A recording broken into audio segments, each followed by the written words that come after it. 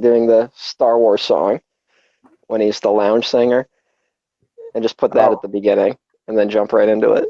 okay. I mean, copyright is like a thing, though. Fuck it, do it live. Hello, welcome to another episode of the Waffle Press Movie Podcast. I'm your host, Diego Crespo. Star Wars came out. People like those. I like most of them. You know who else likes them? My guest, Matt Garingo. Welcome back, Matt. Yes, it is I, Matt Garingo, the other guy who likes Star Wars, The other one, just the the one. the one Yeah, in this world where people don't. I'm trying to boost this little franchise, get some people seeing it. yeah. I'm Take a worried it break, might not make enough money back to get a sequel, but take a break from your Pacific Rims and Mad Maxes to see Star Wars, a little indie film that could. well, technically, isn't it the first one independent or no? You could argue the first three are independent films. I Um, don't think anyone would, but well, I mean, the first one funded by Fox. Fox owns it forever. But the next two, Lucas funded out of pocket. So, damn, yeah, what a man. and it almost killed him. So, Well, one could argue it did kill at least his creativity. yeah, and then you know what? And then you could argue that the prequels are indie films because he did all those with his own money. So, So it is um, a little independent franchise that could. yeah, hey, good luck, indie filmmakers. Make your own Star Wars. So Rogue One came out this past weekend. Uh, Yes, it a lot did. of people liked it. Some people don't like it. Let's just dive right into it. We Hmm. don't really have a structure for this. It's just a full-on spoiler discussion on Rogue One and Yes, big spoilers. yes, like everything. We're gonna. I just did an episode with Rob Meyer Burnett from Collider Heroes on another episode of the Waffle Press, but we only had about 15 minutes to talk about Rogue One. Hmm. Uh, so this is a full-on, in-depth dissection, autopsy. Yeah, Yes. yeah. Yeah. Well, first, let's just say, what'd you think of it? I loved it. I loved it a As lot. yes. I thought it was the blockbuster like of the year. I mean, the Mhm. competition's not not Yeah, great. not a great field this year. No, kind of Um, got graded on a curve. But even then, this like really makes the other ones look even worse. yeah. It's just remarkable visually. I think structurally there are some issues. Hmm. Maybe some characters need a bit of padding here and there, but I mean, just watching it, like I want to watch it in IMAX because it just must be gorgeous. Did you not see it in IMAX? No, I went to an early screening on the Disney lot. Oh yeah, yeah, yeah. I That heard was about super that. fun. For Real Film Chatter, go listen to another. Oh my God, I've had 3 episodes since. Um, but Well, that was this is the definitive episode. You don't have to listen to those other two. fun. No, please listen to them. No, and then I saw it at the El Capitan Theater, Mm. and my friend, God bless him, Gene, we got these nice little seats in the corner, in the middle. You have to pass like Uh, 50 people in these aisles. And we got mm, there late because it was raining and it was very traffic heavy in LA as yeah, usual, but also with rain.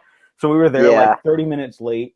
And so I have to go Mm, to the bathroom and I have to, but first I want to find my seat. And I didn't realize because I'd never been to the El Capitan how packed that theater yeah, gets. yeah. And so as soon as I sat in my seat, I thought I'm not going to make it back here if I go to the bathroom. So I just stayed, enjoyed the Oh, movie again, and everything hurt when the movie was over. I had to run out of the theater. yeah, yeah. I did not have an experience like that. It was freezing rain the day I saw it, so there was some Oh, okay, ice good. on the road, so that was a little fun. Um, Trying to drive my little brother to see the movie and not get him killed. Um, and I too, I liked Rogue One a lot. I think if you are a Star Wars fan who played any of the video games or read any of the comics or have done anything outside of the movies, you will love it.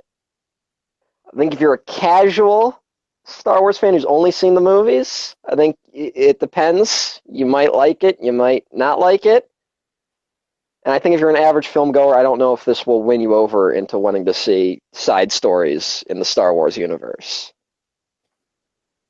I I have I But thought the exact opposite, and then mm, the review embargo broke, and other people were like, "Oh yeah, this," and I was like, "Oh, I guess I was wrong. I thought this would win everyone over." yeah, I don't think it's a film that I can't like tell someone who's like, if someone went like, I don't want to fucking see that. I thought I was going to come out of it and be like, oh yeah, well this happens, and then I'd win them over. But instead, I'm like, yeah, you probably some people I know that are have no interest. I'm like, yeah, you probably won't. It's probably not your thing. But I think the average Star Wars fan will probably get something out of it. Um, so I'm not sure what that means in terms of box office, and how Disney's going to react to that. But we'll wait and see. I think just Uh, because it's Star Wars, it'll still make $1 billion, mhm. which they'll be happy about. I don't think they expect it to make Force Awakens money. Yeah, they're not. Yeah, I mean that'd be So crazy. I don't know. I don't know like what Star Wars does overseas. Like I know it didn't do well. I didn't know Force Awakens didn't do well in China, compared to other blockbusters. But we'll wait and see what happens. Because this is a weird film for Disney to start off their Star Wars expanded universe with. I think so Like, too, but only mm, because it's like overbearingly dark. I mean, like yeah, it. I don't think people really comprehend like how dark the movie is even after they watch it. I think Revenge of the Sith like is more brutal to watch because they kill children and mm, Anakin nearly burns to death and force chokes his pregnant wife. yeah, So there's a whole different like layer to that stuff.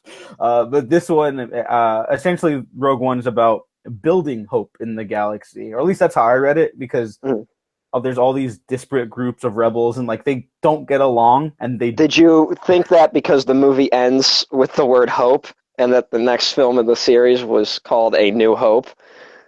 No, I thought about that earlier on in the movie, but yeah, I mean they kind of toss that word around a lot, also. Yeah, yeah. Yeah, but Um, there's really nothing like hope wise to latch onto for the first like two acts of the movie, and then everyone dies. yeah, I kind of forget because I mean, I was shown movies at a young age that I should. Like, I've seen The Thing since I was 5, but I don't realize that, like, most kids haven't seen movies where everyone dies Yeah. and the good guys don't make it out at the last second, hmm which is how I was convinced this movie was going to end, even with, like, its brutality.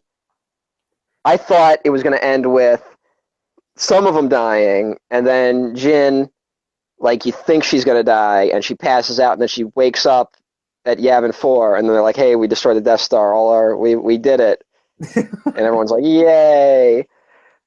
And instead, that's not what happened. They just photoshopped Instead, Luke, Han, and Leia in the background with them cheering and yeah, walking off into the distance. waving, Yeah. and then Uh, they instead they die in a mushroom cloud, yeah. like the Watchmen. Yeah, Um, that does remind me of Watchmen, except this is a much better movie, and I don't feel gross about yeah, well, the thing is, like, so it's dark, but it's very directed at the fans as opposed to the casual film goer. I don't think this movie takes too many steps to reach out to the average film goer, as opposed to Force Awakens, which I think found a real balance between fans and the average person. I think Rogue One very much is targeted towards the hardcore fan demographic, I don't which know is if I another feel thing. that way, but go ahead, finish I, with your stuff. I really do. I just think that other than using, Darth Vader as a marketing tool, which is what he mostly is, Yeah. uh, I think it's very much like it's aimed at people who want to see all these Star Wars things that they had toys of do all these really cool things that you don't get to see in the films that you've only had your imagination for so far. I think it caters to that audience more than the average film going audience. So, I which think is to me, that's what makes it the oddest thing for Disney to do. That's why I think it's odd. there were multiple times I guess I did feel where you can imagine like Gareth Edwards or like one of the writers, Chris Waits or Gary Whitta, like just being like, oh, I used to play with my Star Wars toys like Mm, this. So what if I structured this sequence around this? Or like Darth Vader's lava mm, castle on Mustafar. Like that was mm. clearly like someone playing with their toys and being like, oh yeah, Darth Vader should live in like this lava castle. And Well, that's a Ralph McQuarrie drawing. oh yeah, no, that's Uh, true. Or maybe that's just because I um, thought stuff like that. But either way, but it is true that like if you're a deep cut nerd like I am, when you imagine Star Wars, you imagine stuff like Vader's castle. Even though it's not in the movies, you've read in books that it exists. Because it's been mentioned in the EU, and like if you have any of those like Art of Star Wars books, you're going to read about Darth Vader's castle at some point. yeah, I mean, all that was missing was like his pet gargoyles that he's feeding. Yeah, that would have been awesome. But uh, and also, but all the action in this movie has the feel of like when you're a kid, like, and you run around in the background, like reenacting the Battle of Hoth, like where you think like you pretend something like a fucking basketball hoop is like an AT Walker. Like that's how it all felt like it was shot. So it really feels like that's the genesis of this whole thing, and it's impressive how well it's shot. Um, it looks better than any Star Wars film I can think of, honestly. Yeah, Uh, I think it might be the best visually Star Wars. I still mm, don't think it's the best one. oh Although yeah, that third act, that's a it's a whole different ballpark for me. I think I could talk a while mm, about that later. yeah, we'll get to that. Yeah. But even like the opening shots of what are they, the Death Troopers or Black Troopers, whatever troopers. Yeah, the Death Troopers, Yeah. the There's like aiming stormtroopers. yeah, they look yeah, it's true. They look like almost like silhouettes because they shot the opening scene in Iceland and they always had these stories about like how hard it was to film because the fog rolled in like every couple of minutes. And so they'd be like, all right, get this 5 second shot here, get this 5 second shot here, hurry. That's why they're all soaking wet. Yeah, They look really great against like that incoming fog, and I love how that opening stuff looks. and the one for me, it was like anytime they were in like the city of Jeddah, or they're in when Cassian is in a he's in a city at the beginning that's like a mining city of some sort, like in an asteroid belt. And there's a real depth to the city streets that you haven't seen in any Star Wars film. Like even on Coruscant, which is supposed to be like the big city of the Star Wars universe, you don't feel like there's the crowded like streets filled with like barkers and like stormtroopers and different, you know, groups. And you can just see like the different layers of it. And that really impressed me. And I think that would be like because I've heard like there's a lot of talk about how George Lucas like really likes this one. He really likes Rogue One, Oh according yeah, to some inside sources, and I feel like it's probably because I think visually it probably got what he was going for a lot more than other even his own. Like when you see in the special edition when he tries to make Mos Eisley look more crowded. Like I think he liked seeing those visions realized. and I think a lot of the scale in Rogue One, I mean, that's like all Gareth Edwards, and I forgot who the Mm, cinematographer was. Let me look that up real quick. Uh, but I mean, look at anything he's done with Godzilla and monsters, and it's just mm. like he really knows how to make you feel small, or at least Yeah, make the people feel small in these like huge, astronomically behemoth environments. well, he's found this nice balance because a lot of directors, there's been a more emphasis on like feeling like you're in the middle of battle. Like that's been the new push in filmmaking for the last 20 years. Like you don't feel like you're an observer, you feel like you're a participant. And Hmm. that's led to a lot of action scenes often looking very cluttered, very, like you don't know what's going on, some really bad editing. But Gareth Edwards seems to find the nice balance where you can still see what's going on while still feeling like you're right in the middle of it. I feel like that's his strength. Yeah. The cinematographer is Greg Fraser, by the way. I'm not familiar with And his what did work. he do? Um, Okay. Foxcatcher, The Gambler, yeah, Zero Dark 30, which is, yeah. I heard it was the Zero Dark 30 guy, yeah. Okay. um, That's a good fit for which makes tone. sense. Yeah. Uh, where Gareth Edwards sometimes doesn't succeed, in my opinion, is the writing of some of his films. Yeah. Yeah. Um, and that was the thing. Um, I was nervous about going in. And having seen it, I need to see it again. I haven't seen it the second time yet. But having seen it once, I think it's solid. It's a solid enough story that flirts with greatness at times and then falls short. But still, it's solid. It'll get you through the movie. It's not. It's only. It's a little frustrating at how close it comes to being something really great, but then just kind of sticks to a standard story. There are definitely structural issues with the story, as I mentioned before. Yeah, I mean, there's no denying some of the characters are a little underwritten. Maybe could have Yeah, given a little more to do. Uh, I don't know. It's I that don't first think. act that I think really stumbles a lot. Um, yeah, I think the first act is missing a lot of pieces.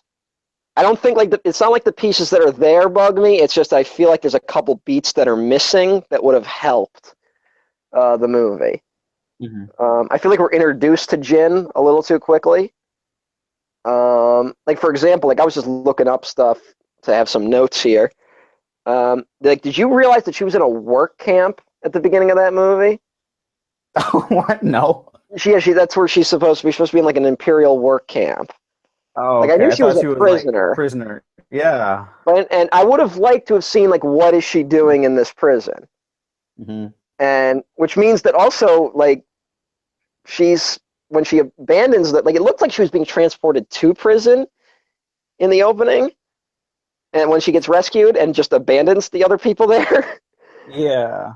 And instead it's now you realize those are people that she was just probably working with in the camp, that whatever they were being forced to do, and she still abandoned them, which is a character beat you can have, but they needed to drive that home. Yeah. I feel like they miss like what is Jin's character outside of the plot points. Like what is she doing in the world other than kind of being, she's a criminal. Like, and that's a very broad definition. Like, there's a lot of different type of criminals in the Star Wars galaxy. Yeah, and especially because of how her story arc finishes, where she learns to care about something other than herself. So Mm. that first beat should work if they focused on that more and how she doesn't care about anything besides herself. And that Yeah, way, her journey towards the end like becomes that much more potent. she really needed some point where she's like, I don't care about this rebellion. I'm just trying to get to my father. And then we needed to see her change and say like, all right, now I have to fight for this rebellion in order to honor my father. We needed to see that change. And there's a little bit there, but not enough. I think you needed a little more for a full arc. And also an arc that actually concludes in the climax. Because by the end of the movie, I mean, she's made her choice that she's going to, all these characters have made their choice that they're going to sacrifice themselves. The audience might not know that that's coming, but the characters do. Mm-hmm. And so when it gets to the end, when she has her last standoff with Orson, there's no real emotional arc that happens there. Like if you look at, for an example, the best action movie of the decade, Mad Max Fury Road, they make the decision to go back to the Citadel and fight for that. Like all the characters kind of decide, all right, we're going to fight now, and we're going to go back and we're going to take the Citadel. But that's not the emotional climax of the movie. The emotional climax is when Max gives his blood to Furiosa willingly after he's been used for his blood, and then telling her his name, finally admitting who he is to her. So they're both people again in the way, like, they're finding their redemption in the wasteland. I don't think there's that emotional climax within the physical climax. No, yeah, I think that makes sense. The climax almost didn't work for me when I was first watching it, but I was so like enthralled by what was happening on screen. I was just like, whoa, whoa. Oh, Yeah, like the Hank Hill scream. yeah. But then I think it's kind of interesting how there's like the it's hard because none of the characters are as well defined as anybody like in the ongoing series of movies. Hmm. But I like that their sacrifice is one climax, then immediately, even though it's clearly like just a lead into A New Hope, it works Hmm. for the movie thematically because the whole movie is about building hope, anyways. So their sacrifice leads into Hmm. that while also being like, oh, by the way, remember how much you guys love New Hope? So that I thought that was really impressive, at Well, least. I got an opinion about the last 2 minutes of the movie, Okay. um, which is that I have a feeling because there's a lot of talk about the reshoots that happen around this movie, and they aren't noticeable, which means that Disney took its time to make sure that they actually had a working movie and that the reshoots weren't reactionary. That whatever they went to shoot was to make the movie work, as opposed to, you know, change what the movie was to meet some sort of demographic. Yeah, which I Uh, mean, that's ideally how reshoots should work, but as we yeah, all know, not and I know there's some always. talk. Well, there's also talk people going like, the reshoots don't mean anything, but I have to disagree because everything. If you really read about these reshoots, there were a lot. It wasn't just a couple like pickup shots that like most reshoots are. Like they fundamentally changed whatever they had in the initial cut. They had to bring in, new writers. They had to bring in another director to help carry the load. They had to change composers. Oh And yeah, that's true. I think you can see a real shift in the marketing.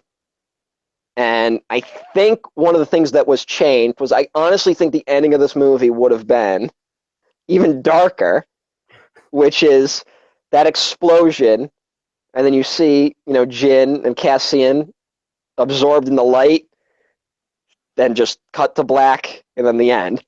I think that was going to be the ending. And then someone Jesus. said, you know what, that's a little too much. And then someone also said, we only have Darth Vader in one scene in this movie, and it's going to leak out that Darth Vader's in this movie, and people are going to be disappointed if it's just one scene. So we better add a Darth Vader scene to it. And so someone said, like, hey, let's kill two birds with one stone and make a better ending with Darth Vader. Because I feel like the last 2 minutes of this movie are very added. I think it's very masturbatory, but it's also, I don't care. I thought it was great. Sometimes it feels good to get a hand job. So, uh, I mean, just, I thought that was fucking awesome. And like, I knew while it was happening, I knew how calculated it was, how, here's Darth Vader being a badass, so everyone walks out of this movie talking about how much of a badass Darth Vader is. But at the same time, I'm like, I don't care, I fucking love it. And to see, CGI Carrie Fisher, who I think looked good. I think she looked better than the other CGI character Oh, I definitely want to in talk this about film. that. I think she looked really good as opposed to the other guy. No, no, no. I But that's think. just me. Oh, I thought she looked It's great. I couldn't I even think like register it the first time I saw it. Like I knew yeah. it wasn't real, but I was like, "Where is it? Where are the flaws?" And then it ends, so I you think don't it's even get. because it's so quick and there's only one line she has to say that it doesn't fucking matter. As It's opposed a to four-letter word. yeah, as opposed to a character who has to act out entire scenes, even though he's dead. Um, Jesus. so, and that was a good note to end it on. But that also brings me to another problem I have with the movie. Um, First, I want to get out another one, which is the Cassian Andor character, No. who I love Diego Luna. I think Diego Luna is outstanding as an actor. I think he gives a great performance. I like the character. I don't think any. I know some people are walking out of this movie going like, "All these characters are boring." I don't agree at all. I think they're all interesting. I think some of them like needed a little more. Um, Okay. Yeah. No. I and think we're in the same boat then. and For now. Cassian falls into that trap for me, which is that his introduction is pretty fucking brutal. With him shooting a poor guy in the back to cover his own ass. Which is like it really sets up who his character is. and that, like, he's willing to do shit to protect himself and the rebellion. And it's not followed up on enough, in my opinion. I feel like there needed to be a little more with him. Like, I feel like his character probably should have been a little different, where I know he kills that guy because he needs to protect the rebellion, but I feel like it would have worked better if he was protecting himself. Like, it was a really selfish act. And then by the end of the movie, he learns that he needs to, that in order to truly fight for the rebellion, he needs to sacrifice himself. Whereas it's mostly just him willing to kill this poor guy and with a broken arm because he's going to get caught. And then he's like, yeah, I've done some dark shit. But you do what you do. Which then leads into my bigger problem of the film, which is I feel like there's a huge drop ball missing with the movie, which is that I think this film should have been about the rebellion fighting for the heart of itself. I think because you get all these ideas and you get a lot thrown in there with, you have this Saw Gerrera character who is considered the extremist. Like, he's been thrown out of the rebellion because his methods are too extreme. And then you have all these different generals who have different ideas about how they should be fighting the Empire. And you even have the one general going like, hey, I know Mon Mothma told you to, rescue this guy, but fuck it, he's an Imperial. We got to kill him. He's too risky to be alive. So you're going there to kill this guy. And so you have different motivations going on. And at the end, the rebellion basically goes, the rebellion's told there's this super weapon.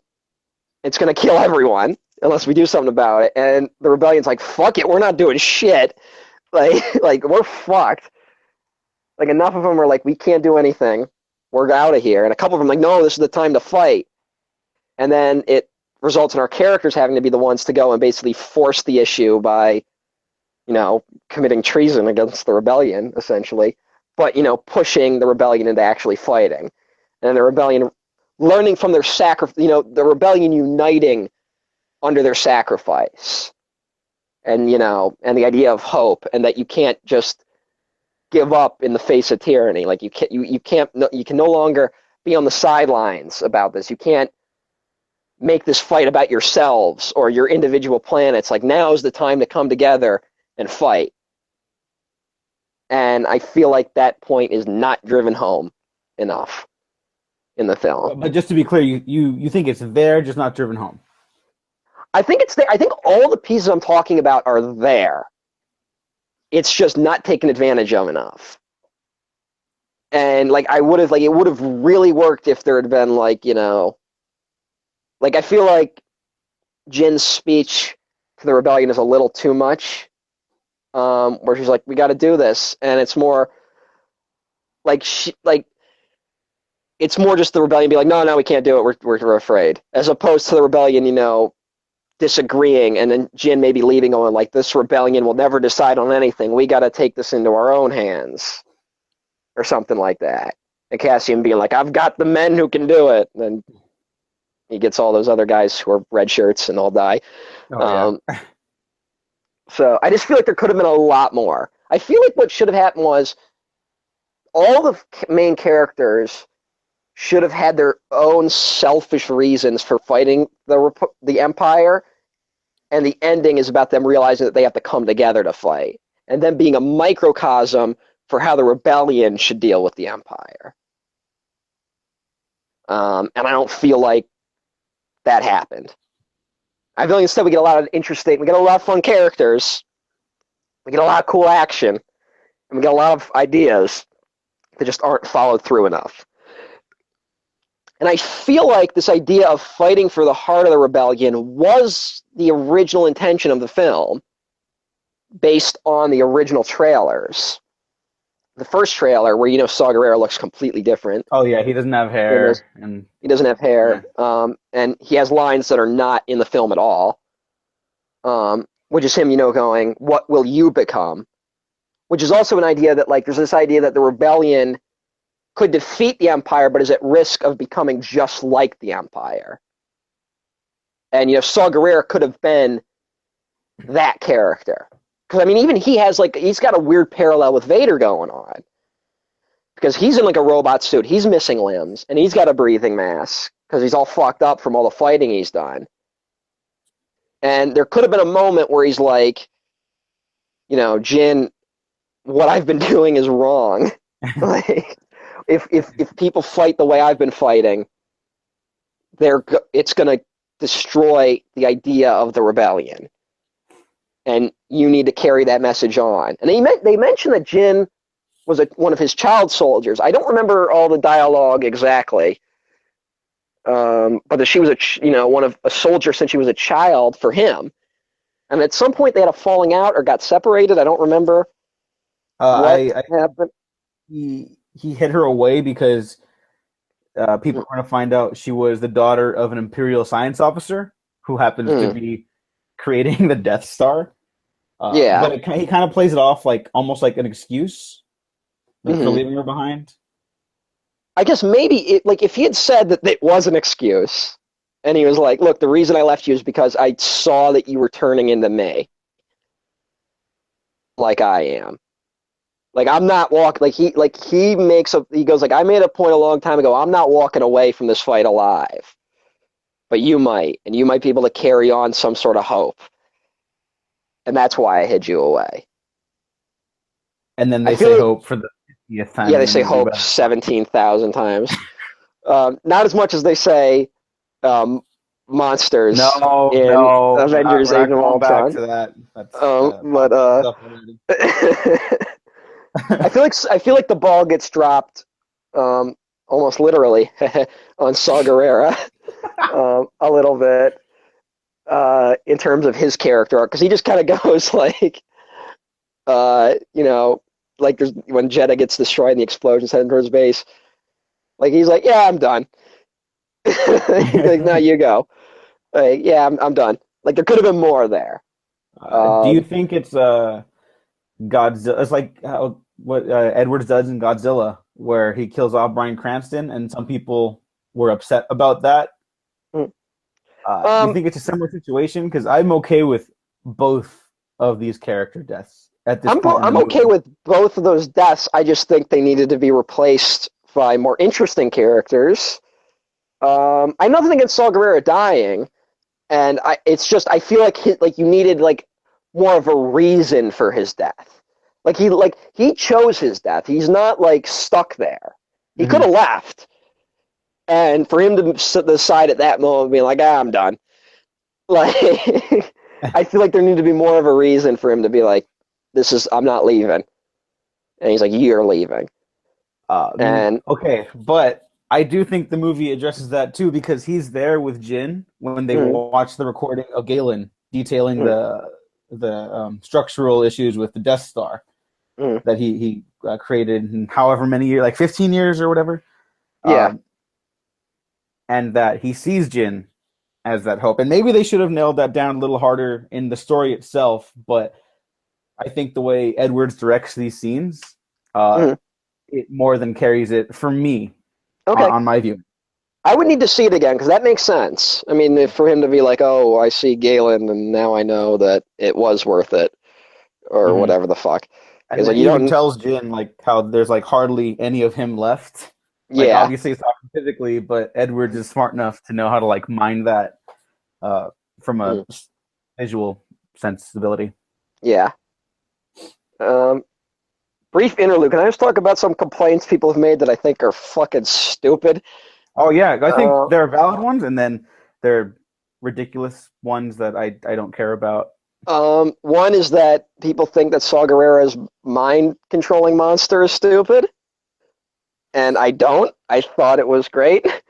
I didn't care for it. I didn't think it was awful.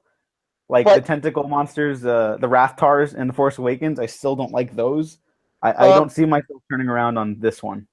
I don't know. I like monsters in Star Wars. Every one of them's got monsters. No, I do too, but I don't care for this one because it's like. But to me, but it's an important moment in the film because, like, the thing is, the movie could have just said, like, Saw Gerrera is an extremist, and then never showed us why.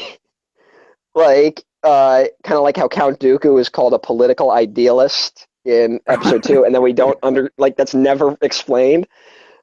Um, in this, we're shown that like he's torturing motherfuckers, and like that guy, what's his name?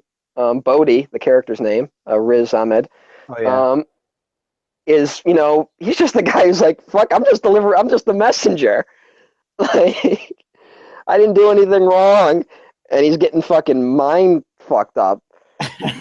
And that's to show like that Saw Gerrera, like I was afraid that they were just going to say Saw Gerrera was an extremist without showing it. So I feel like that scene's important to show that. I mean, even like just the hooding that he does is a good indication that he's up to some. He's very strict in how he handles Imperials or people outside of him, and even other members of the rebellion. Or even poor blind dudes who happen to get caught up in the fight. Yeah. Oh, that was funny. Yeah, that's a great moment. Oh, okay. And okay, I think I'm okay with the tentacle monster now, but I also think you get a similar effect when you see how his troops attacked that Imperial caravan in Jeddah. But you needed to see him attack. You needed to see him hurt someone who was essentially a good guy. You needed to see it happen to someone who hadn't done anything, superficially wrong, other than being a member of the Empire. Which one could argue, yeah, that's bad, because it is. Yeah. But it wasn't like he's like he massacred people or was like killed innocent children.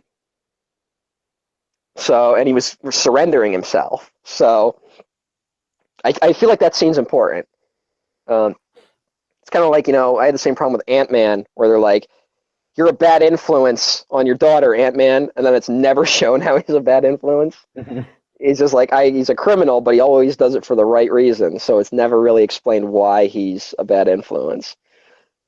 So here I like that. The other moment that people complain about that I think is dumb is, Donnie Yen has the best scene in the movie, where he's just fucking up a bunch of stormtroopers. Even though he's blind. He has the best dialogue in the whole fucking movie. And then people are like, he does that, and then he never does it again. And I'm like, he doesn't fucking need to. Like, first of all, you're wrong. That just establishes that he can do things. And later we see him take down a fucking TIE fighter at the exact right moment to make it crash into a turret. And we see him taking out guards, like, stealthily on the base. So we just don't need another big action. Like, why would we need another action set piece like that? Like, we got one. Like, that's where, like, when fanboys start writing movies, where, like, if they saw the trailer and then tried to write the movie after just seeing the trailer, it would have been like 20 scenes of Donnie Yen doing that exact same thing everywhere he went. As badass as that sounds, yeah, it would just be repetitive. Yeah. It's you don't need to see, like, you could have done a scene where, like, Donnie Yen, like, walks out of a room and there's just stormtroopers, like, all knocked down. And we don't need to see what happened for it to be badass, because we know what happened, having already seen it. It's kind of like I'm gonna compare this a lot to Godzilla, because I think the way Edwards uses scale and action beats is really similar, and especially thematically, like how people don't really matter in Godzilla, and in Rogue One, how insignificant they feel, but it's how important the choices they make, or yada yada yada. Yeah, you get the big explosive Donnie Yen moment early on, but then he explores different ways to showcase how he's a blind badass. Like, I mean, you brought them all up already, but that's an awful complaint. Like, I hear it a lot of places, and it really bugs me. I've been hearing it too, and it's so weird. It's like he does different sort of action sequences with the same like basis of his fighting style. Like, it's really creative stuff, and he's not getting credit for it. All right, another complaint people are making that I think is stupid is Darth Vader's first scene in the movie. I'll go more into detail in it a little later, but Darth Vader says he does the force choke on Krennic, and when it happens, you're like, oh shit, he's doing it. because I'm like, I remember that. And then he goes, like, he says something along the lines like, "Be sure not to choke on your ambitions, Krennic." Oh, yeah, And people yeah, that's basically it. and people are like, Darth Vader wouldn't say that. And I'm like, yeah, he fucking would. In the first movie, in fucking Star Wars 1977, he chokes the guy and goes, "I find your lack of faith disturbing." Like, that's Vader says weird shit like that. He chokes the one guy and is like, "Apology accepted, Commander." Like, he's only saying that to himself. Yeah, Like, Vader has a bit of a fucking. He's got a bit of an attitude. he has a I very didn't. dark sense of humor, and it's Yeah, important to remember he's a father, so he has dad humor. yeah, He's making the exactly. equivalent of Boom. space dad jokes. Exactly. The darkest dad jokes ever. Yeah, just while he's murdering Imperial commanders and whatnot. So I just see that. That's like the one. Like I've seen like a ton of reviews where like they go like as soon as they go into spoilers, they're like, "All right, first thing out of the gate, Darth Vader said something stupid," and I'm like, "No, like that was awesome. Like that was so 70s. Like everything about Vader screamed 70s. Like that set, just the fact that his suit like doesn't look as polished as it should. hmm Like it looks like a Halloween costume almost. That they did the red tint in the eyes instead of like the full black tint. Which if you watch the original Star Wars, he's got more of a red tint in his eyes because they just made the costume like in an hour. And, in Empire, he's more polished. In this one, he still has those red tint in the eyes, and it was like it was just awesome to see those details stuck to. Um, and if they hadn't have hyped Vader at all, I would have loved that one scene with him. Like if I had known going in that he was going to be in it, and that was the only scene I got, I would have loved it. Honestly, I wouldn't have needed the other, even more awesome scene. But just him in this fucking volcano layer, in the fucking Bacta tank. I mean, holy shit! I heard rumors about the Bacta tank scene where you're like going to see his charred corpse. And I was like, that's too dark. They won't do that. And they showed it. I mean, holy shit. I thought that whole scene was great. I love it. I loved all of it. uh, I love it for a lot of reasons, but also because it shows kind of how like lame Officer Krennic is. Like, Yeah. but I think it's an interesting counterpoint to the rebellion where they learn to like trust in each other and fight for one another. The Imperials are like, nah, it's like dog eat dog. You got the And corpse of a Krennic is like, 20-year-old dead actor. Just like, yeah, and Krennic is like the ultimate weasel. yeah. Uh, And he just can't catch a break because he's such a dipshit. he's like, and he's got like this stupid idea. It's like, if once I get this weapon built, I'll fucking be king. And then he gets killed by his own weapon. Oh, the Such a irony. good, like, yeah, Yeah. like, I love good old dramatic irony like that. No, I love it too. It's like it's very, on the nose, but that's what Star Wars is. That's what you do. You kill them like that. Um, oh, I love that. And then one more thing that I've seen brought up Okay, last as one. a Last one. counterpoint. And this comes from the Red Letter Media gang, who I love. I love Red Letter Media. I like their reviews. But one of the ideas that was pointed out was that they would have rather seen a kind of like Ocean's 11 style heist film instead of this like gritty war film. And I can see not wanting to see a gritty Star Wars film. I can understand that. But I don't think the alternative is to make a more like kooky heist film, especially when the thing you're stealing are plans for a weapon that can destroy planets. Yeah. Like, you need to have urgency there, and you can't really do like a wacky, like, let's recruit these guys to go steal some plans. Like, you can't do a wacky adventure like that with what they're fighting against. Like, this, if you're gonna tell this story, you have to tell it the way they told it. If you don't think they should have told the story, that's a whole different thing. But if you're gonna tell it, the way they did was the way you had to do it. Yeah, I in our other discussion for the Waffle Press and Rogue One, we brought up Rogue One, Ocean's 11 as well as the basis for character introductions, Mhm. but I definitely don't think they should have had the same tone. So Yeah. I think that's a odd complaint as well. Yeah, Well, even then, I don't think you should have done like the character introductions like Ocean's 11. Um, it was well, just rather that you get a good understanding of where every character comes from. Like you get mm, just enough. You don't know anything about the twins, like personal mm, history. You don't know anything about the guy who's freelancing for the CIA. I forget mm, their names, but uh, you all know their individual quirks and whatnots. And I thought Rogue One did it uh. well enough, anyways. Yeah, I think they did. I think they did it well enough too. I just think that that sort of tone, like the way when you edit that type of scene together, where you're like, "Oh, we got these two guys down at the racetrack. These two brothers, they can help us." And you cut to them and you do a scene with them. Like I feel like that sort of tone and that sort of tension, even if it wasn't wacky, like even if you just went like, "We know this blind guy," and then you cut to the blind dude like fucking people up, but then you have to cut back to our characters. I don't think that would have worked in Rogue One.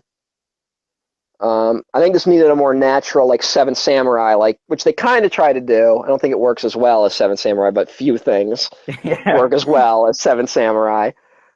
Where you go into town and you just start picking up dudes, and like each one of them has like a moment right before they go, like, "Hey, you can join us," and be like, "We could use your skills," stuff like that.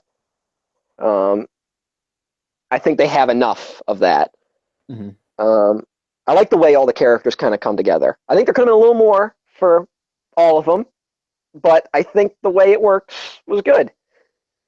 Um, so I yeah. think I mean, this is an easy proclamation, but none of them are Force users. Like even Donnie Yen's not. Mm, I mean, admittedly, he's blind, badass Daredevil in space, mm, but they're just normal people, and I think that also gives the stakes a little more like depth, yeah. and you actually want to see them succeed more. Like, there's no easy fix. You can't force push like a gaggle of stormtroopers away. You have Yeah. to fight through all of them or run away. Hmm. Yeah, like you can't use any fucking powers to just get your way, like open a door when no one's looking or distract. I mean, because like if you remember, like Obi-Wan's just fucking running around the Death Star in Star Wars, but like it's implied that because he's a Jedi, like no one can sense him, even though he's just running down hallways and hiding in corners where everyone would be able to see him. Um, he was like, the security camera guy's gonna be here next week. Like, don't worry about it. But these guys, they have to dress up like the enemy to get in, and they could get caught. There could have been a little more. Like I could have.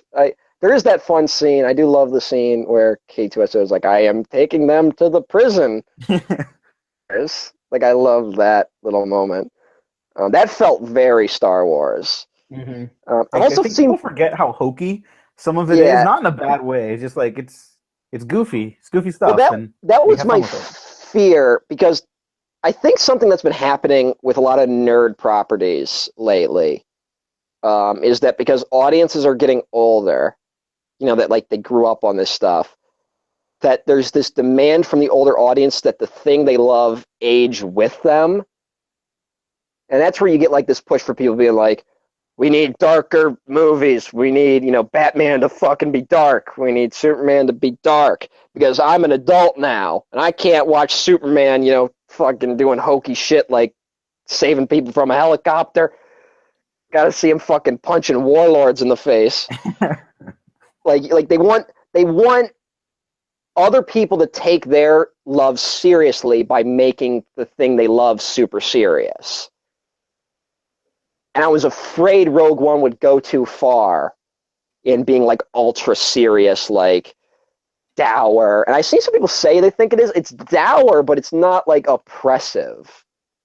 I don't think anyway. Like No, even I with don't think so everyone either. dying, I think there's like a very much like, okay, this is how it's going to happen. And, it's not like they're dying like grim. Like they're not.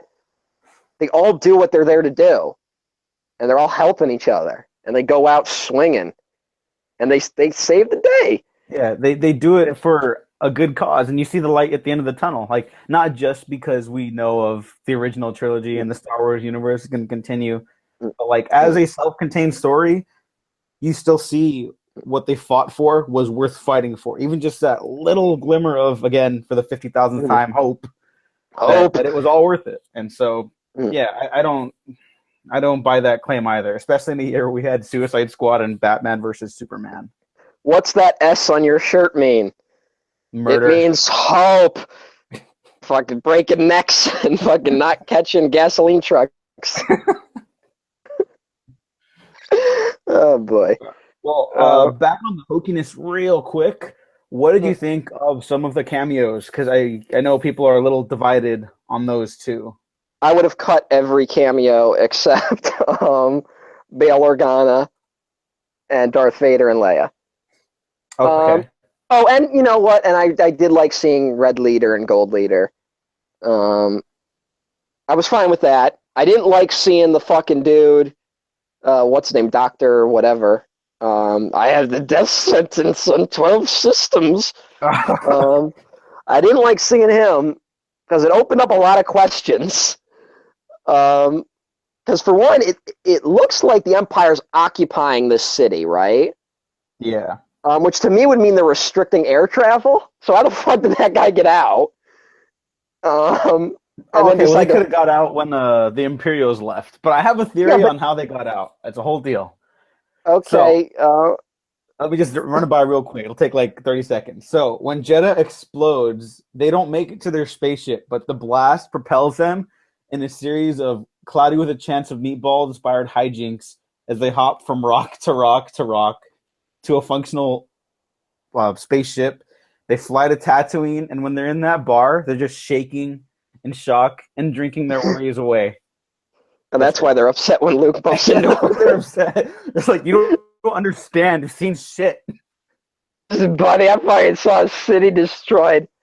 You fucking punk. Yeah, exactly. So it's actually a tragedy, their lives. Yeah, fucking Obi-Wan was just cutting a poor guy with fucking PTSD's arm off. Yeah. Well then, if only George Lucas had directed this, because we definitely would have seen that scene. I hated seeing C-3PO and R2. I wouldn't have minded seeing them. I just didn't like where they were. Like, it was very much a like, hey, remember these guys? Like, they're important. Like, I thought they were going to show up because, you know, they are important to what happens later. Mm-hmm. But I didn't like where they were. Yeah, I'm pretty much like in agreement that these cameos, they're fun, they're cute, and they don't impede my entertainment from the movie. Just you don't need them. Also, fucking, they're supposed to be at that battle, so why the fuck are they just standing there? Like, it would have made more sense if they were running to the ship. Like, why are we going to Scarif? Like, instead of just standing in the corner being like, hey, shit's happening. Remember us? Yeah. I think that's how you fix that one anyways. Yeah. And that's funny, and then you're still getting into, like, the third act drama, but they're literally just standing there, and that kind of takes you out of it. Yeah, like, if you'd only seen him from, like, the back of the head and it was, like, really quick, like, I would have been cool with that, where, like, you were like, holy fuck, was that C-3PO? Mm-hmm. Like, that would have been a little fun. But instead, it's, like, this fucking wide shot being like, hey, it's those guys. Yeah, I did not care for that. And that third act also makes the opening to New Hope that, like, it makes it funnier. Yeah. Because then they're like, oh, this is a diplomatic ship on a diplomatic mission. And Vader's like, motherfucker, I just saw you. Fucking, I just saw you flee a battlefield. Did you not see the fucking ships crashing into each other? I killed like 30 of your friends. Yeah. What the fuck? Like, fucking Leia's got a poker face because she was not giving in. Like, sticking to her story. Look, I'm on a diplomatic mission. I don't know what you're talking about, Darth. Yeah. So yeah, it makes the opening of fucking A New Hope hilarious now. Uh, but Oh, and I also saw this on Twitter. Someone tweeted at Gary Whitta, one of the writers, that if he intended to, or a child running away from a parent, and then have it close with child running away from another parent. no, hey, yeah, Yeah, whatever. that's cute. I mean, it That's doesn't yeah, doesn't add anything to the movie. It's just cute. yeah, it's a little interesting. Yeah. Um, whatever. Yeah. Like the movie's not about either of those things, but it's just Um, kind of. and like I said, I did like seeing Gold Leader and Red Leader, which they apparently found like unused footage of those guys to use, and just digitized them and made them fit into the movie, which I thought was cool. Oh, And it's a like in lot Skywalker easier. Ranch. Yeah, yeah, they found like all these like shots. They were like, "Here's some test shots," and like fucking Gertha were just like, "What?" And fucking like was just looking over it. Although there is a shot, I've seen Star Wars so many times. There's a shot in this movie where Red Leader says something, and it's taken right from Star Wars. Like it's the exact same shot, just like digitized a little bit. And I could tell in like that brief second you see it. And one thing, you brought all those guys back. You couldn't bring back Porkins. Fucking give the guy some glory instead of the fat guy who dies first. I got a problem here. I want to talk about the glaring cameo Yeah, the with the one. dead man. Um, Apart from an ethical discussion, which we could get into, mm. I'll just they should have say, just recast, yeah, it should have right? just Yeah, recast. should have just recast. Um, to me, like for one, I think I've concluded after a while that I'm against this idea of bringing dead actors back. Because it opens up way too many doors that are very scary about copyright in the future.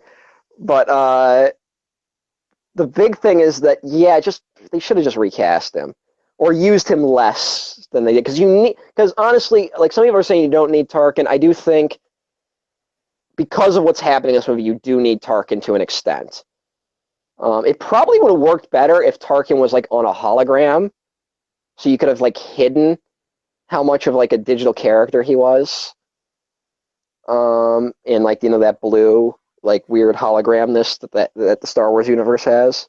Oh yeah, no, I think maybe, that but I mean, I've seen like a bunch of people sharing pictures around the internet about like, oh, this guy would have been a good Tarkin, this guy would have been a good Tarkin. Then someone tossed out Tom Hiddleston, and I was like, okay, I'm done. I don't. yeah, yeah. That's he does no. But there are a You lot of literally actors that could have, I think, like at least filled a physical role. you So literally needed to just do what they did in The Prestige with Hugh Jackman. Find a guy who looks exactly like Peter Cushing in 1977, and just have him do the scenes and then dub his voice later, Pee Wee Herman style. I mean, that's what they needed to do because it is distracting. Although I took my little brother to see it, and he's only seen like all the Star Wars films once. Like I only just showed them to him last year in anticipation for The Force Awakens. And like he didn't notice that Tarkin was a digital guy. So maybe you don't notice if you're young and stupid. I don't know. But to me, it was distracting. And the only thing that makes me like slightly okay with it is that like there's that quote going around that I know Peter Cushing did say where he said he wished he hadn't been killed off because he would have liked to have been in more Star Wars films. And I would have liked it too because I fucking love Peter Cushing. There is something cool to like oh he's back and fucking Van Helsing coming back from the grave. Fucking Dracula, I mean, the Frankenstein coming back from the grave, because in one of those movies, he's beheaded, and then in the sequel, he's like, nope, I'm alive. So, there you go. Um, yeah. And but I could have done without. They could have cut a little bit of his scenes. I would have liked to have seen that fucking other guy back who's the idiot, who's like, this station's now the ultimate power. And then gets choked out. Also, I noticed when I was watching New Hope again. If you watch that scene where all the generals are sitting around, there is an empty chair at that round table. Oh, Oh, that's supposed to be Krennic. yeah, I guess. See, it fits perfectly. It's like poetry or something. It rhymes. See, this Peter Cushing digital creation is a funnier character than we've ever had before. If we can get him working. He's the key to all of this. He's stylistically designed to be that way, but we can diminish the effects of it. Oh, thank you, George Lucas. Thank you for making Star Wars. So yeah, I had some problems with that. Mm-hmm. All right. We've talked about this a lot. Just a couple more things to go over, I guess. All right, let's do it. You can never have enough Mads Mikkelsen in a movie.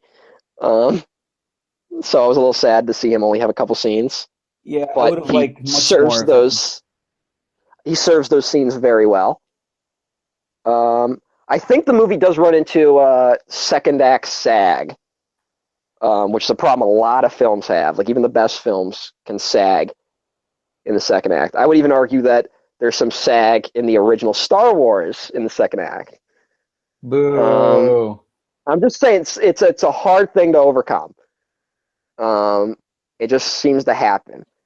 Because like that whole like I'm a little confused by that trip to that base, honestly.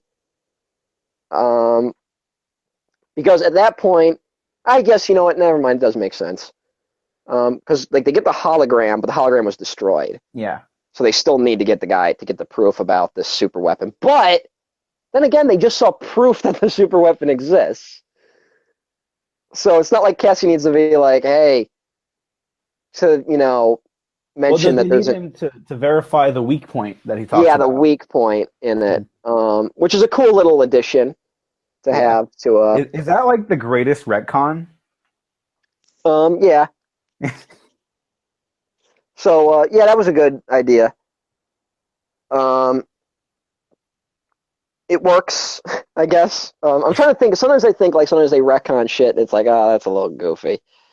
Like like how Han in the original Star Wars says, like, I made the Kessel Run in 12 parsecs, and then nerds are like, parsec is actually a unit of measurement and not a measurement of time. Well, in the expanded universe, they justified that by saying that the Kessel Run involves black holes. And so that like warps space-time, so parsecs does make sense. So that's a version of a stupid retcon. But I think the one they did in Rogue One really worked. It's better than just like a callback to the fact that the Death Star has the easiest way to be defeated ever. So yeah. Also, one thing, for those out there who are following the new expanded universe of books, there's a bit of a continuity error that this film presents. Oh no. Oh no, it's all falling apart. In the book Lost Stars, one of the main characters in that book is stationed on the Death Star. And this character does not know what the Death Star is for until it destroys Alderaan. This doesn't make sense, because he would have been on the Death Star for the destruction of Jedha and the Battle of Scarif, or whatever the fuck it's called. So he would have known that it was at least a weapon of some sort. So they fucked it up. Oh no, they're only 2 movies in. It's falling apart. Fucking falling apart. But I'm sure they can just retcon that away too. And here's the thing: no one watching the movies care. Like I just fucking thought of that last night. He was in the bathroom. Yeah, he was in the John during the whole battle, having fucking bad diarrhea. Yeah. Fucking, he's lactose intolerant to the blue milk.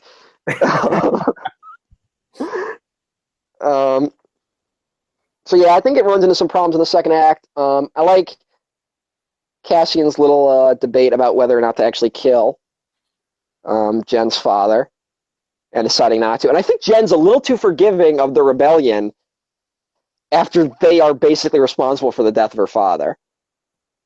I think she's a little too much like, yeah, you know what, this rebellion, I'm for it, but we got to do something. Instead, she should have been back being like, listen, motherfuckers, you guys are fucking up. Fucking, we got to destroy this thing. My father you fucking killed him. So don't make his death in vain. We're going back. And then they were like, no, we're too scared. Then she's like, fuck you, cowards. And then she takes it in her own hands. Okay. Yeah. Also, one thing I want to point out is that I felt bad for Jimmy Smits at one point because he comes back as Bail Organa, of course. Mhm. I liked seeing him because he deserves a good Star Wars movie. Yeah. And Bail Organa is like one of those unsung heroes of Star Wars. Yeah. I mean, even really quick, even in Revenge of the Sith, I really like him in that movie. Yeah, he's good in the movie. It's just he's got bad shit built around him. Yeah, watch the child die in front of him. And yeah. Oh. And so but the first scene he's in, he just walks up to the table and there's like a big there's kind of like a focus on him, like the camera makes sure you notice that it's him. Mm-hmm. And then he has no lines. Yeah, I thought that was going to be it for him, and I was like, no. For a second, I was like, oh, poor Jimmy Smits. They brought him back to have no lines. And then thankfully they fixed that, and he has a couple like fun little moments with Mon Mothma. It was great to see again. But I think Mon Mothma should start being referred to as the George Washington of the rebellion, in my opinion. Oh, no, you know what? I'd like to see more of that, or hear more of that from the fan community. I also liked the not Admiral Akbar in this film, who was just like, we gotta fight! Like he was the one guy who was like gung-ho about going into battle. Mm-hmm. Even though it's pretty obvious that, it's pretty heavily implied that he's dead. Yeah. Which probably explains Admiral Akbar's promotion. Because Akbar is a terrible admiral. Wait. He makes every wrong decision. I don't know about that.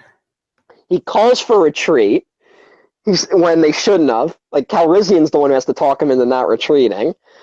He states the blatantly obvious. Which it's a trap. Our ships can't repel firepower of that magnitude.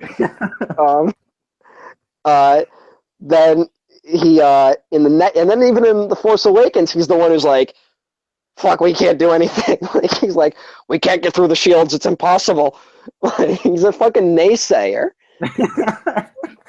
You know what? Admiral Akbar is a Republican. Because all he does is criticize everyone's plan and offers no solution of his own. So, fucking Akbar. Republican. He should have. He heard it here first. He should have retired. But I like that guy.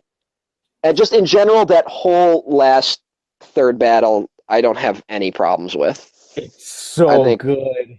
I think it all works. I could have used a little more going on with the characters, but I think just as an epic battle scene, like that's what I came for the movie for, and I got it. So. Also, beaches. Everyone's like beaches.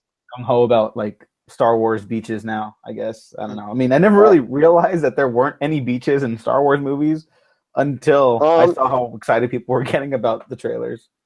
There actually is a beach in Revenge of the Sith. They fight on the Kashyyyk beach. Oh yeah, I think. But that battle fucking sucked. So I thought it was fun. I mean, there's a lot of problems with that movie. Right. I'm not gonna go to lengths to defend it. Just fuck this. Hold on. Rewind. Fucking Macaringo's a little kid. It's fucking 2005. Revenge of the Sith is going to be the last Star Wars film ever released, as far as he knows. And they're hyping the shit out of the fact that the Wookiees are going to be in it. And then you go and see it, and all the Wookiee battle stuff is in the trailer. And you don't get any more. Like, literally every shot of the Wookiee battle is in the trailers.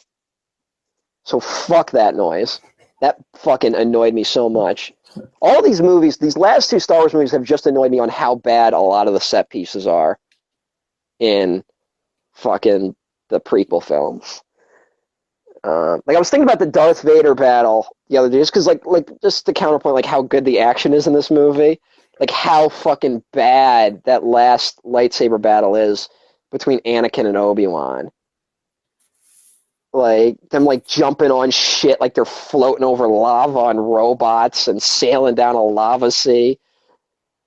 It's so bad. I like it up until they go onto the melting building and they fall into the lava. Like it goes on for But like half an hour and it's mm, too much. But I like the stuff when they're inside the hallways. But yeah, but all it could have been like it should have just been in that building. And the lava should have been like slowly coming into the building. Like that's what the battle should have been. Like so you Mhm. have the two tensions of these two guys fighting and the fact that if one doesn't kill the other, they're both dead. Like that's what that scene should have been. Instead, it's just swinging on ropes and bullshit. Uh, but not in Rogue One. There, not everyone just blows up. yeah, everyone dies, and they all go out in good ways. Honestly, I think Hmm. um, K2SO goes out fucking brutally. Yeah, Uh, that's like, it's kind of a this is a heavy movie like for kids. yeah, Like like the funny guy dies first. yeah, and he gets shot like 100 times. Like there are holes all over him. Yeah, Like um, that's a character that's clearly like designed to sell toys and for kids, yeah. and then climb. um, I could have used. I also could have used a little more from K2SO in terms of an arc. Like I said, I think all these characters needed like a little bit more with their arcs. And one I think they could have done with K2SO, like this is just like I always do like head canons with these movies because I just like thinking about Star Wars. Mhm. And I think there could have been a scene where like K2SO was like, I appreciate like before he dies, he's like, you know, because he hacks into a brain of another K2 unit. Um, he could have said something being like the Cassian report that's like, I'm glad you gave me the freedom to choose how I die. Like I think they could have done something like that Oh, that because would have been Cassian nice. gave him, you know, his own mind, even though he's like a sassy robot and he's got some, you know, he's not great with dealing with people on a human level now, as opposed to, you know, the Empire probably just uses their droids as like shields. So, uh, and then the same with Riz Ahmed, Yeah, um, Bodhi Bodhi. Rook. I think there could have been a little bit with him, maybe like. Although I understand why they didn't do it because it would have made him a little bit too much like Finn from The Force Awakens, where he's a character who like he could have been a character like I'm just trying to get away from the Empire, like I don't give a shit about the rebellion, I'm just trying to get the fuck out. Hmm. But I understand why they didn't do that because uh, it would have just been Finn again. Yeah, like I almost feel like they should have Um, done something different with Finn because that character mm, trait I feel would work better within this individual movie. yeah, it would have. Although Finn gets a more better character arc. Yeah. I think all the characters in The Force Awakens get better character arcs, which is why I rank Force Awakens slightly higher than Rogue One in my book. Just because they all have those emotional arcs that I really crave. Yeah, I'm Um, overall more satisfied with Rogue One. Like I really love both these new Star Wars movies. I'm very happy to say that. But there's no moment mm, that gets me like some individual stuff in Force Awakens. Like Rey catching the lightsaber is just mm, like pure catharsis. yeah. Like I was like choking up the second time I watched it because the first time I watched Force Awakens, I was like, yeah, it was fun. It's Mm, cool. And I go back and watch it the next day, and I'm just like, oh my god, this is art. yeah. Movies, And movies not are just powerful. and not just like that, but then like they do that zoom in on her face when you know Kylo's like I can teach you, and you just like and they just do great wordless acting of her deciding, you know, fuck you. like Yeah. Oh, it's uh, that movies are the good. ending, yeah, the ending of the Force Awakens is so fucking good. Um, in terms of, like I wish I had an act because that the thing is the space battle in Force Awakens is not very good. No, no, The that's the real low point of the third act. All that's that the whole stuff for me. thing you could have cut. You could have cut that's just in there because they needed to have X wings in the movie. Um, so if you could have somehow combined the action of uh, Rogue One the climactic action battle of Rogue One with the character climax, the emotional climax of The Force Awakens, you would have had a perfect movie. Um, so Oh my God, what? How do you even feel walking out of a movie that good? I know. Oh my God. Well, the thing was like I had the thing with Force Awakens where, I went into it and I was super excited, but I was also like, it's probably just gonna be good. Like you're gonna have fun, but it's probably just gonna be a lot of applause moments. It's gonna be a very standard movie, and people can talk. You can talk all day about how The Force Awakens is just a New Hope again. It's not in the places that matter. Mhm. Um, but I walked out of that movie and I was like, holy fuck, I actually had a great time. Like, and then I had the same thing with this one where Rogue One I went in going like I'm expecting a fun action movie. And I walked down and I'm like, you know what, I had a great time. Yeah, And I didn't expect to have that good a time. Um, so yeah. it's pretty good. And also I just realized we haven't talked about Donnie Yen's buddy at all. Oh fuck! Oh my God! Yeah. Baze. Baze, I have it written down. Hold on. Baze Malbus. Baze Malbus. Oh, That's a name. that memorable Baze Malbus. No, but that's the thing. Like I like him too. Um, yeah, no, I like them. They could have given them better names. I Yeah. think these characters needed some. I'm like they're growing on me. Like Cassian Andor, I can now say. Yeah. If you Oh, had asked me I like think right that's a after, great name, Cassian but Andor. if you had asked me like immediately after seeing Rogue One what his name was, I would have been like Carlos Ranger. I hope there's a movie um, out there that gives that name to someone now. What's your name? yes, Ranger. Carlos Ranger. yes, exactly.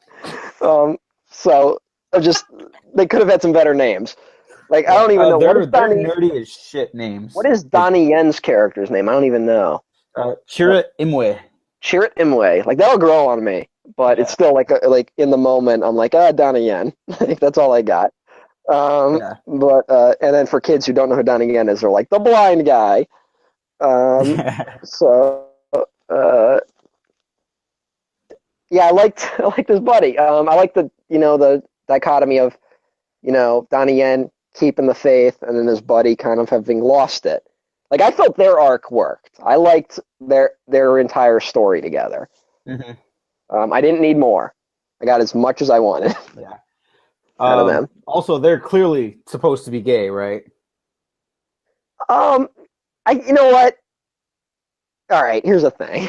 All right. All Because I right. don't want to sound like I'm against gay characters. I feel like that's what I sound like when I go after shit like this. But I had a problem with The Force Awakens, where I have no problem with headcanon or fan fiction, where you want to make these characters gay. I have no problem with that. I love it. Make your fan art. Fan art makes the world a more beautiful place. And the gayer it is, the better, honestly. Um, but, uh, like, there's a scene in Force Awakens where, Finn and Poe Dameron hug, and everyone walked out of that movie going, like, they're gay. And I'm like, can't dudes just hug each other? Like, to me, there's like a constraint on, like, I don't want it to be like you can't have male friendships without them being gay. Like, and they just felt like Kurosawa characters to me.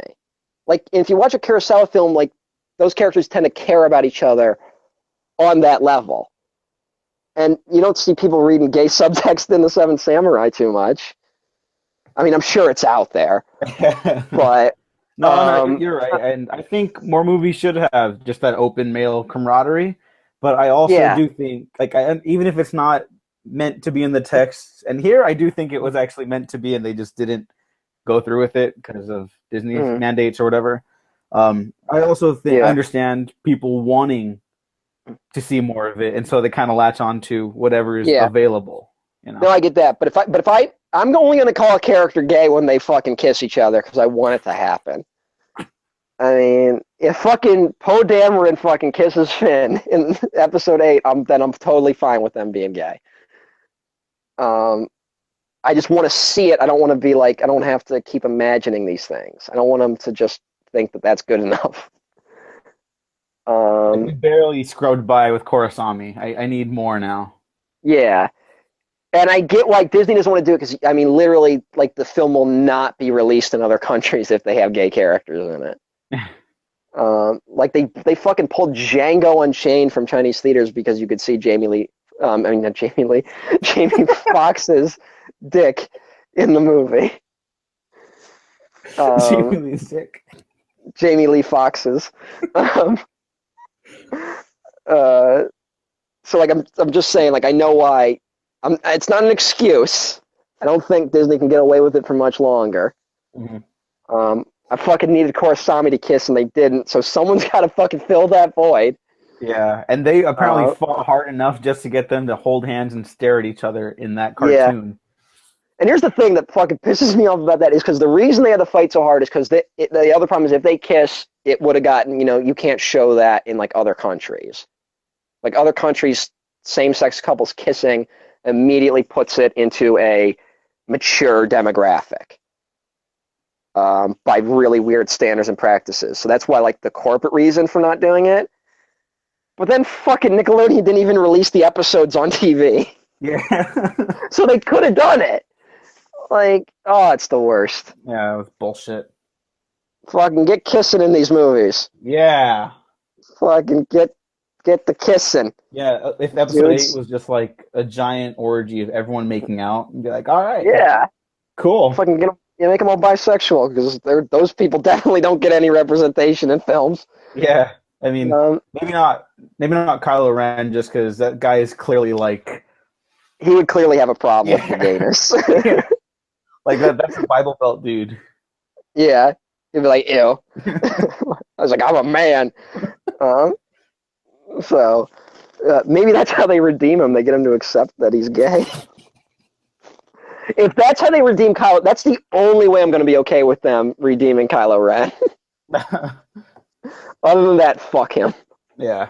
I think you brought it up where you think the satisfactory, like, defeat of Kylo Ren isn't him dying, but if he's left alone, like, and just so destroyed by trying to embrace the dark side that he has nothing left and he's just like a shell of himself. Yeah, he needs to get exactly what he wants and then realize that it's a bad thing. I mean, because he's emulating Darth Vader, who in this film we see, what it took to become Darth Vader wasn't good. Yeah. So I'm saying, like, he should end up in an iron lung and then be like, oh, I'm fucking trapped. Yeah, that's the fate of Kylo Ren. As much as I like Ben Mendelsohn, and I like Orson Krennic as a villain, just because he's not all powerful, he's just a fucking scum little shit. I think Kylo Ren is still more compelling, but I mean, he kind of has to be because he has to carry on a trilogy of movies also. Yeah. Oh. No, I'm okay with Krennic not being... He's the only character where I didn't need more. Like, he just needs to be... Excuse me. He just needs to be a face that we that we can recognize. Mm-hmm. Like Tarkin in the first movie. Like, Tarkin doesn't have an arc. Like, he's just a fucking bad guy. Yeah, and then blows up. I mean, yeah, you don't need that. All right, and one last thing. I guess this is the last thing I want to end it on. People have been talking about how risky this film is. And I only think it's risky from a financial standpoint. I don't think it's risky in terms of what's in it, honestly. Even with everyone dying. I feel like Force Awakens took more risks. I don't think anyone would agree with you, but go on. I'm just saying, it's risky for Disney to buy Lucasfilm. Oh, okay. Well. Take Star Wars. And then being like, and people going into this movie worried that they're going to put mouse ears on the Darth Vader helmet. Fucking worried that they're going to kidify these movies, or that they're going to, and now that, like, it's out of the hands of the creator. So now, like, Disney's going to be making the decisions, and Lucas isn't going to have a say. And Lucas being very public that he doesn't have a say in where it's going. And that you're deciding to kill off Han Solo in your movie. That's a risk. That could have gone over so poorly. Like if you were not invested in the film by the time you get to that moment, it would have fucking sucked. Like the whole movie needed to work for that one scene to work. And then for also to have Luke have absolutely no dialogue in the movie. I mean, talk about like not pandering. I mean, if it had been pandering, Luke would have shown up in the last second with that green lightsaber and fucked up Kylo Ren, as little sense as that would have made. Like, but they didn't do that. Those are risks. I think this movie is very much a Star Wars film that caters to the hardcore fan. It's not a risk for the fans. It's a risk in terms of mainstream acceptability, but not in the terms of a Star Wars film. Okay, you're kind of swaying me a little bit. And also another thing, a lot of people talk about that this movie gets into the original trilogy is about black and white, but this movie gets into the gray area. And while I think it does dip its toe into the gray area a little bit, it does not go far enough for me to say that it has any brilliant statement on black and white morality and how that can be a problem. Because the Empire is still portrayed as there's not, even with Bodhi being a runaway and K2SO being a reprogrammed droid, there's not a scene in it where, we're shown that, hey, sometimes the Empire has regular dudes working for them too who aren't entirely evil. They're still portrayed as, faceless dudes to get gunned down. So I think it's just black and slightly gray morality. Which is why I wish there had been a bigger emphasis on the rebellion fighting for the heart of itself. I think what we should have seen was a gray rebellion coming out as white on the other end. Morality-wise, not... And white in the sense that the only black X-Wing pilot died in the battle, and that's why there's no black X-Wing pilots at the Battle of Yavin. Oh my god. Well, I never thought about that, but yeah. I thought about that the moment the black pilot died. Was that Red 5? No, Red 5 was a white dude. Okay. But there was a black pilot who crashed into the shield. So hey, that's why it's all white in fucking New Hope. And then all the other people of color die on Scarif, so yeah, you're welcome, white people. They showed a lot of people of color in the Rebellion High Council, which was nice to see. Yeah, I really appreciated that. Even though they were all cowards. Gotta start somewhere. At least they got their foot in the door. And then there were no women on the rogue team in the finale, but except for Jyn. Yeah, there could have been a couple more women soldiers. Yeah. Yeah, I could have used more Jyn just not being the only female. But thankfully, I mean, I believe this passes the Bechdel test. Oh, she talks to Mon Mothma. Yeah, she talks to Mon Mothma. Oh, and the other rebellion leader. They don't say what planet they're from or anything, right? They just are there. Yeah, there's a whole scene where there's some women talking. So the point for diversity. Yeah. Are there any other final thoughts you have on Rogue One? No, I'm very excited to see where Star Wars goes. I do not need any more Darth Vader. This is the last I need to ever see of Darth Vader. Ever again. Do not put him in another movie. Maybe as a ghost for half a second. Other than that, no more. Yeah, no more Darth Vader. I don't want to see any more rebellion stories. I don't really want to see stories from this era of Star Wars anymore either, because you can do anything, and they're not. And I think that's where a lot of the complaints for Force Awakens came from too, where there are similar beats, but they happen for different reasons for the original trilogy. Yeah, this one works so well for me because it's a different type of story. in a similar setting. Now, get away from like I have no interest in a Han Solo movie until I saw who was coming on board to write and direct and star, and I was like, well, okay, let's give this a shot. Yeah, the Han Solo movie has a great team behind it, which gives me hope. Yeah. And I just hope that no, fuck you. I just hope that the Empire takes a back seat in that movie. And I hope that one of the spin-off movies coming up has no rebellion or Empire in it. Like, you can name check them, but don't have like fucking TIE fighter battles or stormtroopers running around. Like, maybe for like half a second, but don't make them like the crux of a major point in the film. Mm-hmm. But you know what? The Han Solo movie could be like the Ocean's 11 type thing. Yeah, that's why I think save it for that. Like, whatever they're doing in that movie, that should be more of like the swashbuckling, more of the like, gangsters in space type shit. We'll see where it goes. I'm interested, but then I definitely hope that they're not doing that Boba Fett movie like they keep talking about. I think that was the plan with Josh Trank. Like, apparently they had like a whole like sizzle reel prepared for whatever they were at, and then they were like, "Oh, Josh is sick and he can't come in today." And then the next week, they're like, "Yeah, we fired him."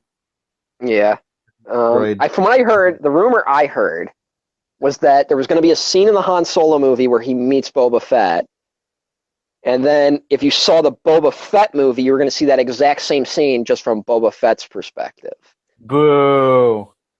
Honestly, that's interesting. I just wish it was with two different characters. I'd rather it not be Han Solo and Boba Fett. Mm-hmm. But from what I understand, Boba Fett is now going to be in the Han Solo movie. Which, you know what? They can make that work, in my opinion. I'm willing to wait and see, but Boba Fett cannot be the focus of a movie. Yeah. Unless he's the Mad Max and he's just along for the ride. No, I think you can make an interesting enough Boba Fett movie, but you got to surround him with a lot of interesting characters and world building stuff. Yeah. And yeah, if he's going to work anywhere, a Han Solo movie makes sense too. I would like to see a bounty hunter movie. I just don't want the bounty hunter to be Boba Fett. Yeah, he could be one of the bounty hunters. There you go. Like, do the Hateful Eight, but in Star Wars. That would have been awesome. Have everyone else die there too. Yeah, just exactly. Continue the trend of standalone movies where everyone dies. Yeah, exactly. That's the other thing, and I guess the last thing I should say is that it's great that this movie has a beginning, middle, and end, which so many blockbusters this year did not have, and failed spectacularly as a result. Not going to name any, just Batman v Superman and Suicide Squad, and to a lesser extent, Captain America: Civil War. It's got problems. Oh no, it definitely has problems. Not on the scale of those other two, but the two best blockbusters of the year that I can think of right now. There's probably more. There's probably not. Go ahead and say it. Star Trek Beyond and Rogue One. All those two films had beginning, middles, and ends, and they had arcs for their characters, and you leave the movie satisfied. I kind of forgot what standalone blockbusters felt like. I think that's why I thought Star Trek Beyond, I was going to leave this year being like, that's the blockbuster of the year. And then I watched Rogue One, and I was like, all right, maybe we just need more space adventure shit. I think Beyond edges out Rogue One for me. Yeah? Yeah, I think Star Trek Beyond will be making my top 10 of the year list, and Rogue One just gets a little bit left behind. Oh, okay. I think the third act is what really just drives it all home for me. Yeah. I wrote like 1,500 words on it for audiences everywhere just because I was like, I left so like inspired and like exhilarated by that third act. I was like, oh my God, I got to talk about it. I got to write about it. Like Rian Johnson. They ask you not to talk until you're in your car because there was like another screening immediately after, and so I was just quiet. People FaceTiming me. They were like, "How was it?" I'm like, I can't say anything. I can't say anything. I can't. They're like the snipers. You feel them on you. And then I got in the car with my friend. We're just like, "Oh my God!" But yeah, I So mean, Gareth Edwards, I just fucking love how he directs action and yeah, scale, and the little stormtroopers by the AT-AT feet, and they just look so tiny in comparison. And then yeah, that fucking shot from Watchmen that's way better utilized here hmm with Jin and Cassian holding each other, looking at each other as a nuclear apocalypse like just rushes towards them. I couldn't believe that they did it. I mean, they I kind of know. presumed that all these characters were gonna die, but the fact that they did it, I was like flabbergasted. Like, oh my, they went through with it. Like, it kind of gave me the same feeling that when Han Solo died. Not as emotionally invested, obviously, but Mhm. they actually went through with it. I think Yeah, that's why I feel that this one is a little more risky. hmm Yeah, I get it. I liked Yeah. it. So Ryan Johnson, step up your game for episode 8. Right, what's he made? I don't even. Yeah, just Looper and fucking Brick and what the fuck. Yeah, nobody likes those movies. Now we live in a world with 5 really solid Star Wars movies. Yeah, Um, 2 which are unequivocally great, and then 3 which are good,